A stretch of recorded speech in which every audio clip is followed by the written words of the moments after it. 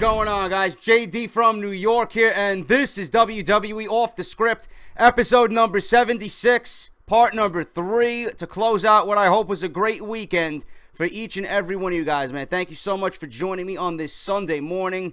Hashtag rest in peace, Hot Rod, man. If you guys missed yesterday's video, please go and check that out. Dedicated to the late and legendary Roddy Piper, man. He will be missed, and that video, you know, a lot of you guys really enjoyed that video yesterday, and I appreciate all the love and support on it. Like I said, if you missed it, go check that shit out down in the description below, all right?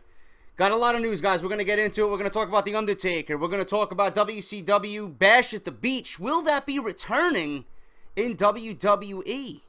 I got a lot of news on that, and I got a lot of news on Hulk Hogan as well. But let's get right into it, guys. If you're not following me on Twitter, at JD from NY206, Twitch, Instagram, and Facebook as well. This is the #1 source for everything you guys need concerning the WWE right here on YouTube.com.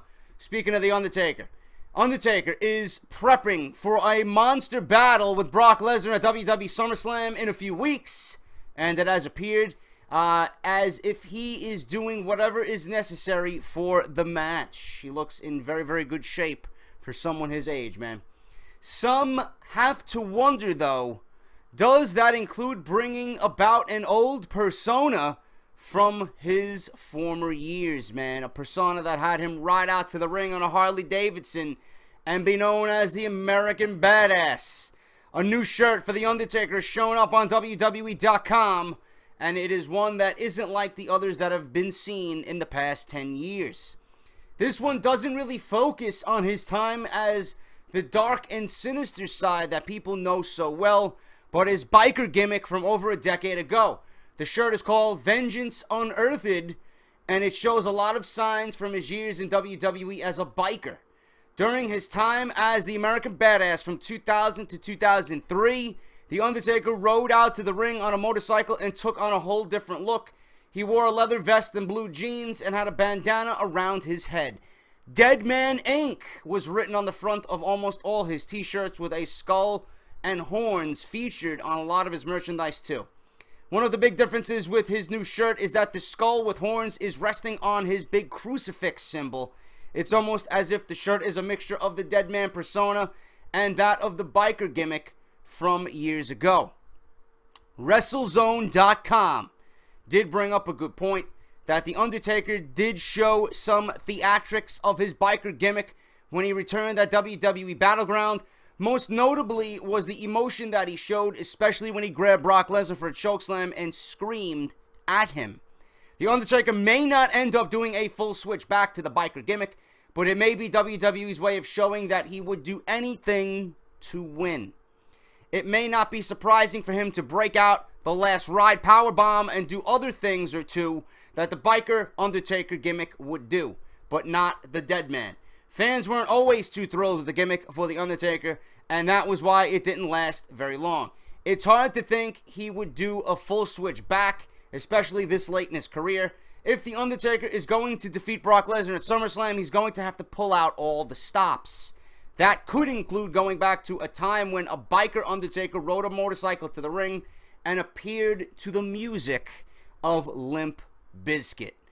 Now, my take on this, I don't want to see the biker Undertaker return. I think it is too late in his career. I think the WWE is just, like WrestleZone.com said, getting the Undertaker out there and setting him up for, he will do anything to get this victory over Brock Lesnar, and that type of attitude. I don't think the Undertaker is going back to the biker gimmick. It wouldn't really make any sense. The Undertaker is a year or two from retiring. People want to see the Dead Man. People don't want to see the biker gimmick. You know, he could show some similarity, you know, emotion-wise, and, you know, break out a move or two, like the report said, like the last ride. But a full switch back this late in his career probably wouldn't be the most ideal scenario for The Undertaker. A lot of you guys have been asking me via Twitter and YouTube in the comment section, JD, how do you think The Undertaker is going to fare in his match against Brock Lesnar? Even when I stream, you guys have been asking me, JD, what do you see with the outcome of The Undertaker and Brock Lesnar? I think The Undertaker is going to win. I think The Undertaker should win, and I don't want to see this match for a third time.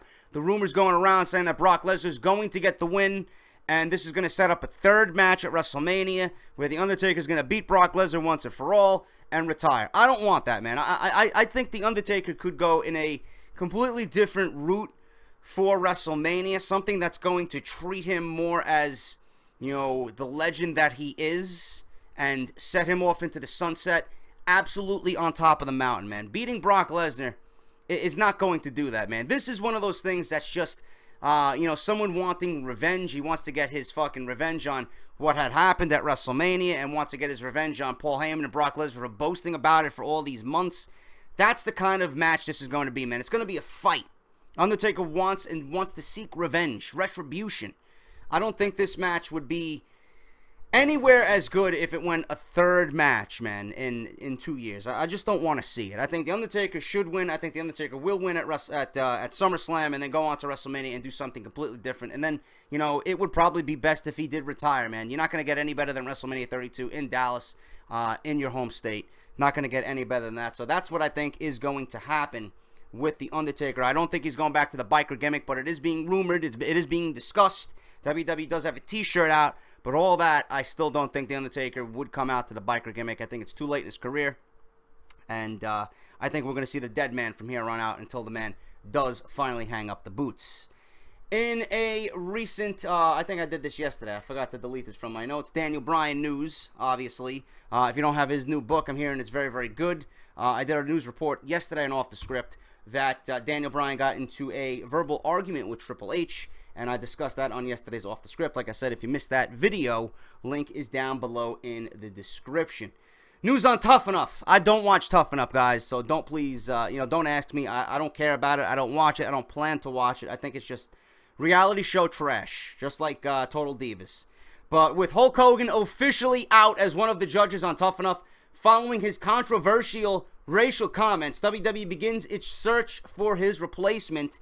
PWInsider.com recently reported that the 16-time world champion and 2-time Hall of Famer, that ain't your boy, Ric Flair, is or was the front runner to land the gig. The company was also considering Bret Hart, but now ultimately have chosen The Miz to go alongside Daniel Bryan, Page, and host Chris Jericho. There was reports about Mick Foley doing it, but Mick Foley came out on Twitter saying that he doesn't like the show. He doesn't like the direction of the show.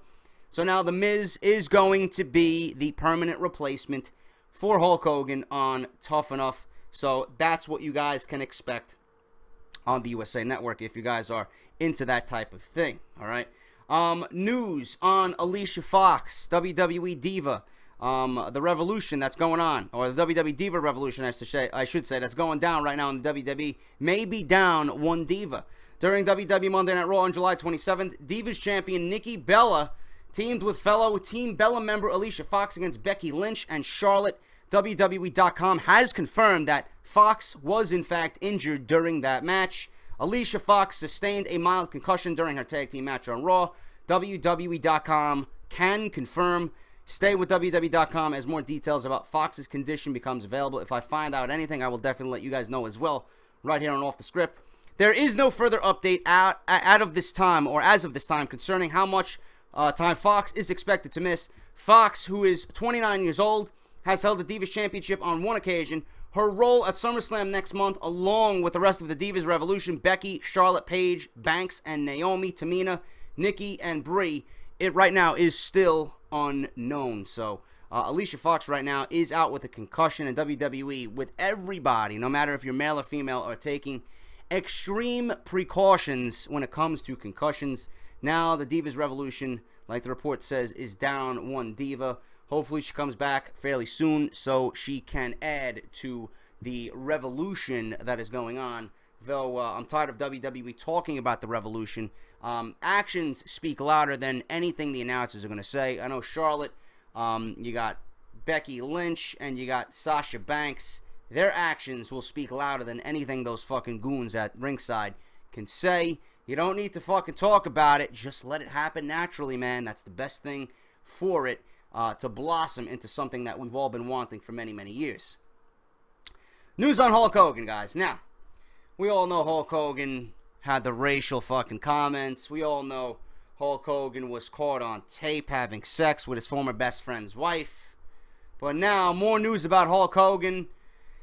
Unbelievable, man. TMZ is reporting that Hulk Hogan's attorney has filed a motion in Florida court claiming that Gawker.com, Nick Denton, apparently he's with Gawker.com, is the person behind the leaked conversation from the Hulk Hogan sex tapes that include Hogan using racial and homophobic slurs.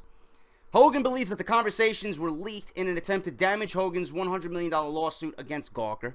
I could see that being true. Hogan's $100 million lawsuit against Gawker is due to Gawker posting a clip of Hogan having sex with Heather Clem. The 2006 clip was posted on the website in 2012. Unbelievable.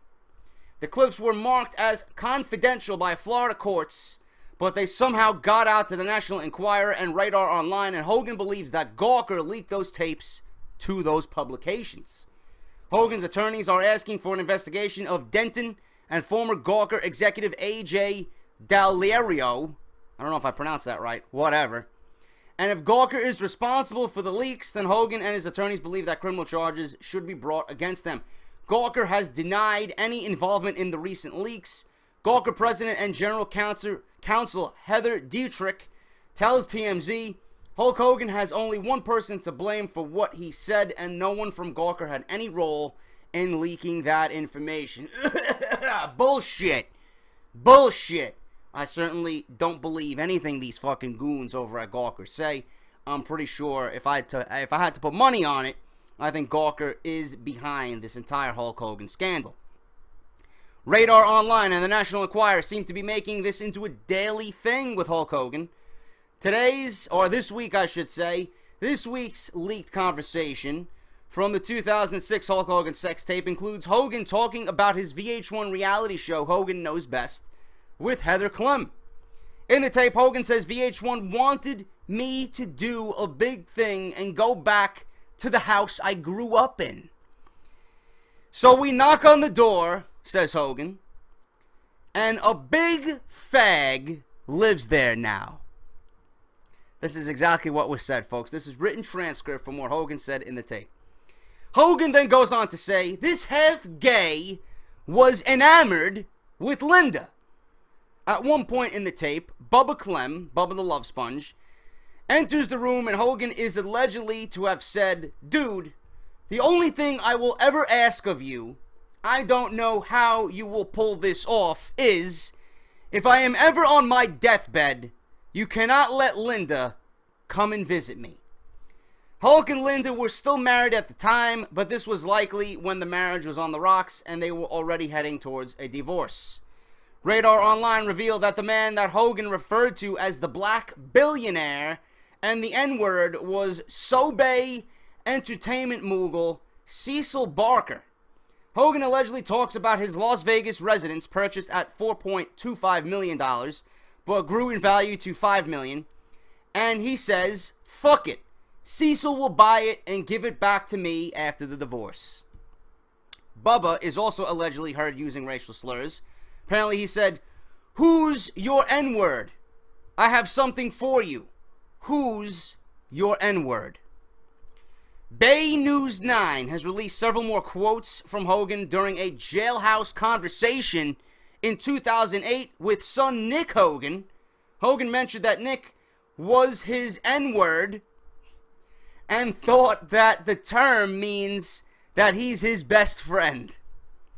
Nick was serving an 8-month jail sentence after a crash left his friend John Grazinio permanently disabled. Check it out. The transcript from the conversation below. This was from whatever news article I took it from. I'm going to read you. Hulk says, you and me have been sitting on some serious phone calls, phone dialogue here, N-word. Nick says, yeah, N-word. Hulk says, N-word, N-word. That means you are my best friend. Hulk also says, you know that God gave you this vibe and this energy, that you and I are going to live forever, bro. I just hope we don't come back as a couple. I don't want to say it. Blizzak, jizz you. You know what I'm saying. I have no fucking idea what he's trying to say. Nick says, brutal. Nick and Hulk laugh. Nick also says, it's down in St. Pete and it's a mixed race and we get along with everybody, so that's fine. Hulk says, your mom went there and said it was mainly blizz. You know what I'm saying? Yes, folks, this is leaked fucking transcript. You know what I'm saying, says Hogan. Nick says, Hulk goes on to say, and that some of the ladies there that, you know, run the school are nice lizadies, you know? Says Nick. I would go down there. I would make friends with all those kids down there. I guarantee it. Because you know how all the blizz-piz love us. Nick Hogan was in jail at the time for his car accident that led to his best friend being paralyzed and suffered devastating brain injuries. So that's what was leaked. I don't know what was so bad about that, to be quite honest with you. I think people are just picking this shit apart and fucking feasting and feasting and feasting when they don't need to. You know, they don't need to talk about it anymore, man. It's already out. You already fucking destroyed the man's life. Let the man live in peace, please. Let him fucking suffer the consequences and move on. I know The Rock came out and said pretty much what everybody's saying. Listen, you know, I never knew Hogan to be a racist or use racial slurs. He said what he said. He did what he did. Now he's got to pay the consequences. Plain and simple. Plain and simple. He's a public figure. He said what he said. He did what he did. It got out in the open. And now he's got to pay the consequences. Leave it alone. That's it. All right? I'm going to take a quick break, guys. I'll be right back with the last two stories on Off the Script. Don't go anywhere. I'll be right back. This episode of Off the Script is brought to you by Wrestle Crate. Wrestle Crate is a monthly pro wrestling-based subscription service, and each month, subscribers will receive a new pro wrestling-themed mystery crate. For all the information, please visit them at www.wrestlecrate.com or on Twitter at WrestleCrates. Alright, guys, coming back to the last two stories. Big ones. Daniel Bryan's status in WWE and Bash at the Beach probably returning to the WWE sometime on the WWE Network. Let's start off with Daniel Bryan. In the latest edition of the Wrestling Observer newsletter, they have provided some backstage news on what WWE's current plans for Daniel Bryan are, given that he has 3 years remaining on his current contract. As previously reported, Bryan, who suffered a concussion in April, claims that a neurologist has cleared him to return to in-ring action, but WWE will not clear him at this time, likely viewing his history with concussions as a liability, especially in the wake of multiple lawsuits regarding the issue against the company.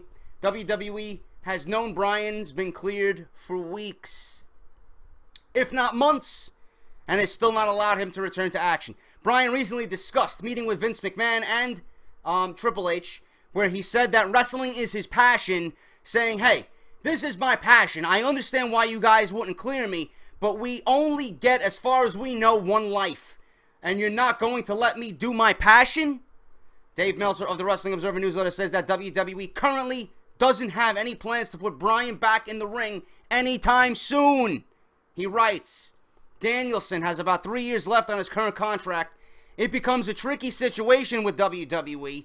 They could release him if they don't have anything for him and he wants to leave. Right now the plan is to keep him busy with other projects, such as his current role as judge on Tough Enough. But if he is determined that he will wrestle again, then he's going to do so. If he was released, he would be able to make a good living as a pro wrestler, as he would likely get a deal with New Japan and be able to charge a high price for indie dates. While he wouldn't earn what he made in WWE, he could very reasonably clear $500,000 or more a year without WWE if he hustled at merchandising, with far less road expenses because on the indie scene his transportation and hotels will be paid for. It's a harder life being on your own, and being your own booking agent, but it would be relatively easy for him given he lived that life and already knows the key people. But WWE wouldn't want him working for an opposition promotion, particularly one that has national cable. The Styles Young Bucks pattern of New Japan, Ring of Honor, and Indies would make sense, but it's very doubtful WWE would release him. The question becomes if they don't want to clear him and want to pay him to sit out 3 more years, versus his wanting to wrestle again. If he sits out for 3 years, his contract expires, and then he can go anywhere he wants to at that point. He will still be a star, and it won't be like he had been in WWE recently, so his value would diminish. This is one of the reasons WWE tried to keep Rey Mysterio under contract as long as possible, because they didn't want him to go directly from being a WWE star to working for an opposing company. It's the same reason they attempted, although failed, to keep Alberto Del Rio and CM Punk from going anywhere, with claiming to them that they are going to hold them to long non-compete clauses. But both had leverage on WWE and got their full releases. Bullshit! Let Daniel Bryan wrestle. If the doctor is giving you the okay, his seal of approval, 100%, why are you going to neglect him of what he loves to do? Why are you going to neglect him of what he is the most passionate in this world about? Why are you going to neglect the fans from seeing that talent, that man in the ring? Why are you going to neglect your company's television from getting Bryan on television again, man? I don't understand it. When Bryan is on television, it's more engaging. People want to see Bryan. People want to see him wrestle. The WWE main event scene is nothing right now but Seth Rollins, John Cena, and Brock Lesnar before you put him with The Undertaker. There's nobody there to fill the void, man. Bryan would easily just step on in and challenge for the WWE Championship, man. He would give you a beautiful 6-month program with Seth Rollins if he needed to. I don't understand it. I really don't. I understand WWE's business mentality with the concussions and the lawsuits and them being sued over being brutal and not taking care of their performers. I understand that. But if the doctors, the neurologists are saying, listen, this man is ready to go, he is 100%. If Bryan feels great, which he's been on record saying, he feels great, let him go. I just don't get it. And the most important aspect out of all this, guys, you think the fans are stupid, man. The fans read this shit. The fans know. And when the fans find out, there's going to be a petition to get Bryan back. There's going to be an outcry to get Daniel Bryan back on TV, man. I really don't have anything more to say, but get this man back on TV. It makes no sense to keep him on the sideline and not do anything with him, man. He's too valuable. He's one of the most valuable pieces you have on the payroll, on the roster. Get him on TV. Get him in a program. He's cleared. That's it. That's it. I don't see WWE being that fucking stupid to let him sit out for 3 years and pay him. Would you pay somebody to sit out 3 years and do nothing? You think Daniel Bryan wants to sit on fucking Tough Enough? You think he wants to go on radio shows and promote the company when he's not even in the ring or in his storyline? No, man. He wants to be in the middle of that action, giving his blood, sweat, and tears to the fans. Let him do what he wants to do. Let him do what he loves to do. Get the fucking man back on TV immediately, man. If you want to keep him out till the Rumble, fine. Let him come back in the Rumble. Fuck it. Let him win the Rumble. I don't give a fuck, man. But get the man back on TV.